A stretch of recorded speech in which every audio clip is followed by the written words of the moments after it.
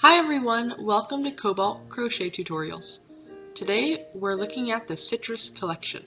There are 3 items in this collection and each is fun and unique.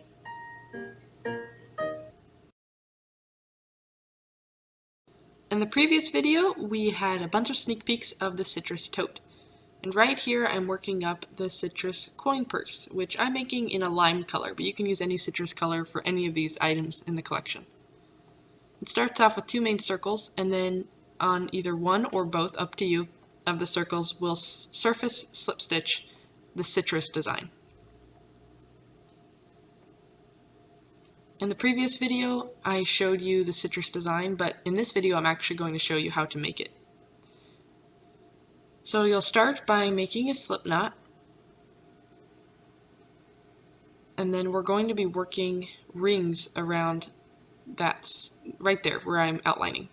So we're going to slip stitch right around there. And then for this little coin purse, I'm only going to work 2 rounds around that center, but for the tote bag, which is bigger, I worked 3. So make a slip knot, insert your hook from front to back, and then slide the slip knot onto your hook from there. Then you'll pull the slip knot through the fabric, but not all the way, otherwise it'll all come through, and then just hold it down with your finger. Then you can insert your hook where you need to go, and yarn over, pull through, pull the first loop through the second loop. And you'll continue slip stitching just like that all the way around that ring.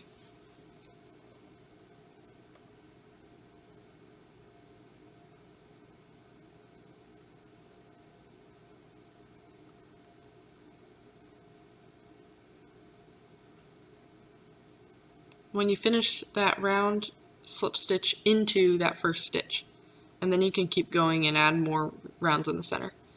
And to do that, you'll work right behind the stitches from the previous round. So you don't want it to be too far away, so you can actually work into the same space so that there's no gap in between each round. So you can work in the same spaces from the previous round, just working right behind there. And just continue that all the way around. When you get to the end, do the same thing, and for this coin purse again, I'm just capping it at 2 rounds. Now we'll work up, and then we'll start working our wedges.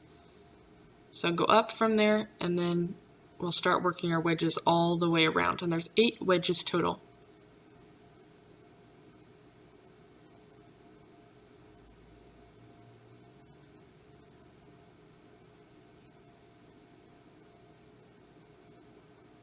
So start by slip stitching upwards,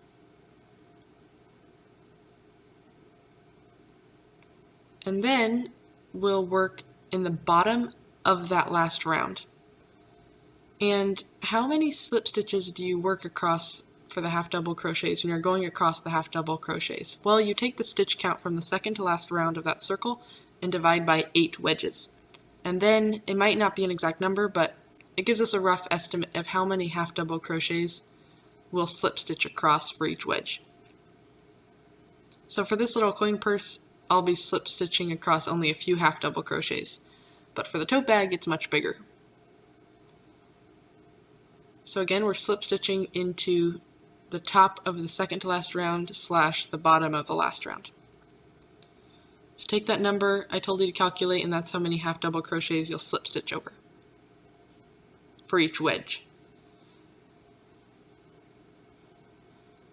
And then once you do that, we'll slip stitch downwards again and try to do it in as straight a line as you can.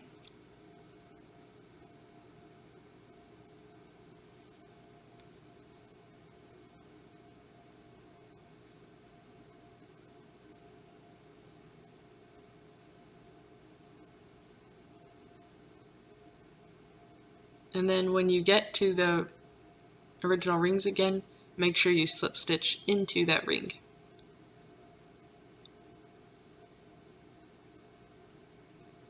That's how it's looking, and then rotate your work because we'll slip stitch back up that line we just slip stitched down. And same concept when you're working right next to the other slip stitches, just work as close to it as you can preferably even in the same space.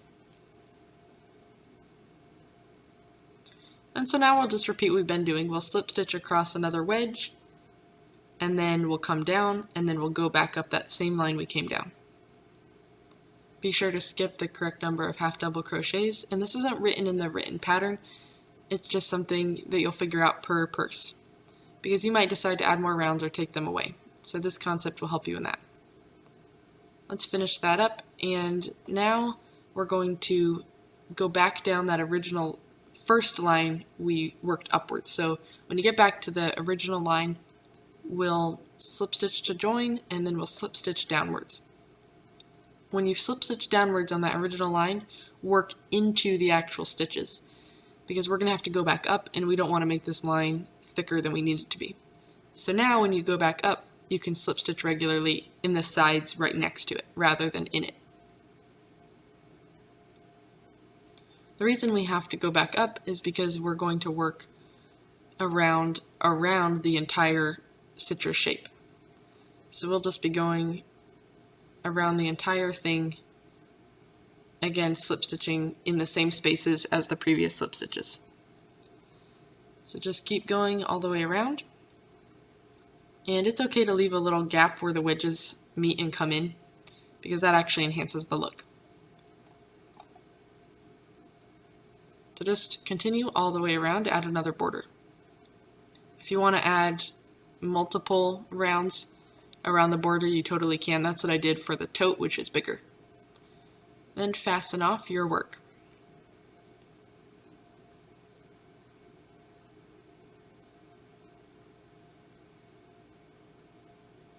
And of course you can weave in your ends as you go, or do it all at the end.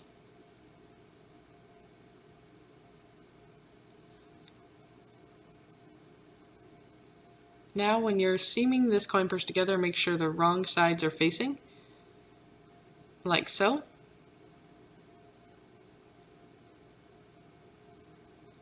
And then we'll leave a little gap at the top when we seam, because otherwise we wouldn't have an opening.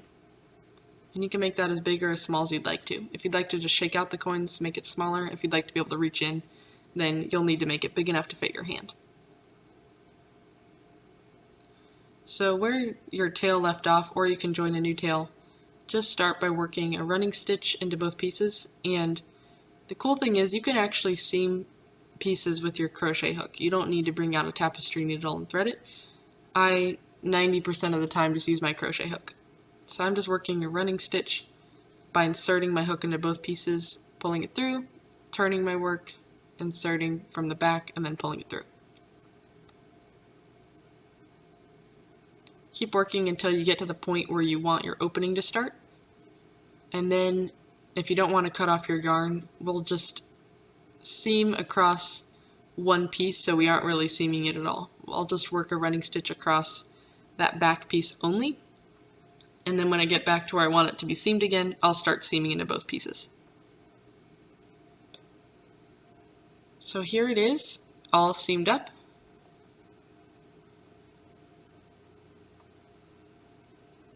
And there are instructions in the pattern for a really cute little leaf.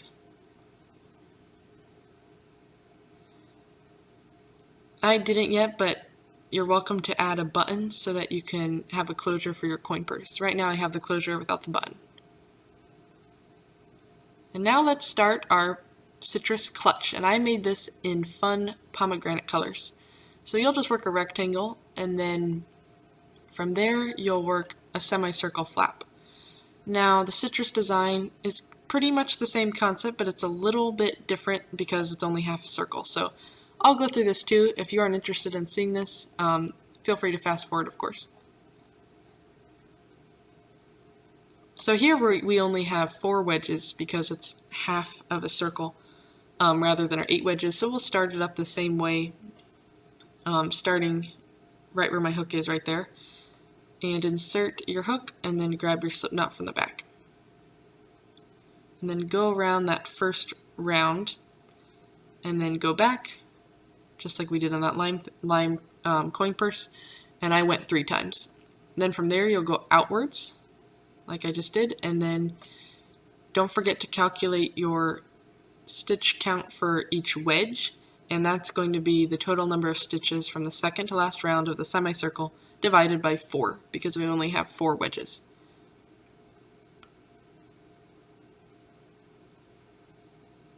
So count up those stitches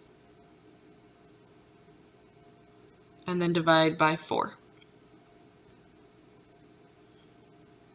And then we'll be slip stitching across that bottom of the last round.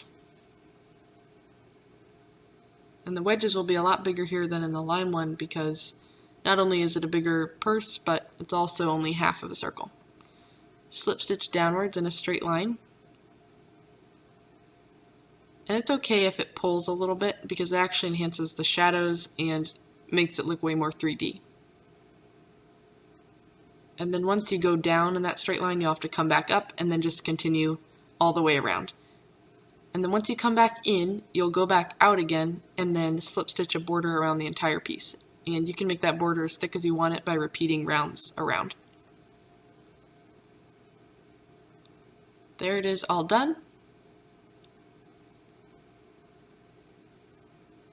And I do have leaves for this one as well. I have 2 different size leaves, and I really loved the leaf addition to this purse.